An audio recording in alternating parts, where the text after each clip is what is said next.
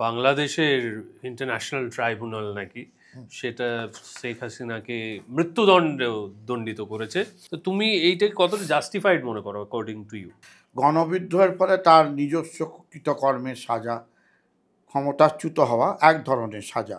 তারপরে আর এক ধরনের সাজা হচ্ছে ন্যায় বিচারের প্রক্রিয়ার মধ্যে দিয়ে ওনার বিরুদ্ধে অপরাধগুলো নির্দিষ্টকরণ করে বিচার করা।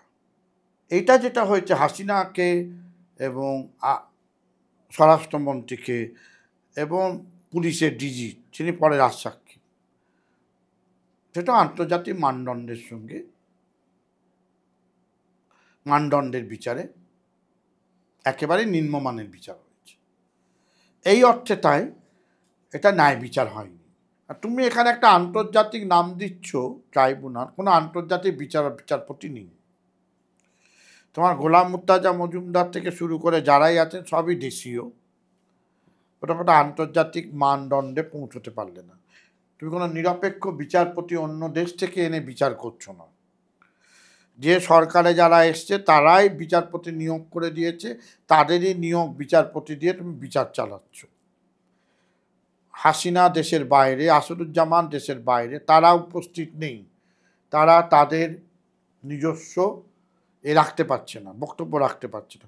তোমার গঠিত সরকারেরই কোনো আইনজীবী তাদের হয়ে দাঁড়িয়েছে মাত্র, আর ওদিকে ক্ষমতায় যারা আছে প্রসিকিউশন তাদের, ফলে কোনো মানদণ্ডেই এটা নিরপেক্ষতা রাখতে পারছে না। বিচারপতির নির্বাচন থেকে শুরু করে কাঠামোর দিক থেকে শুরু করে জেরার প্রশ্নে, এবং তুমি একজনকে রাজসাক্ষী করালে বলে তুই হয়ে যাও, তাহলে তোমার আর প্রাণদণ্ড হবে না, তখন সে যা চেয়েছে সেই মতো করে বলে দিয়েছে। সেটা যে আন্ডার ডিউরেস, আন্ডার কম্পালশন, আন্ডার কোয়ার্সন, চাপে পড়ে, অত্যাচারের মুখে পড়ে তিনি দিয়েছেন কি না সেটা যাচাই করারও কোনো ক্ষমতা কারণ নেই।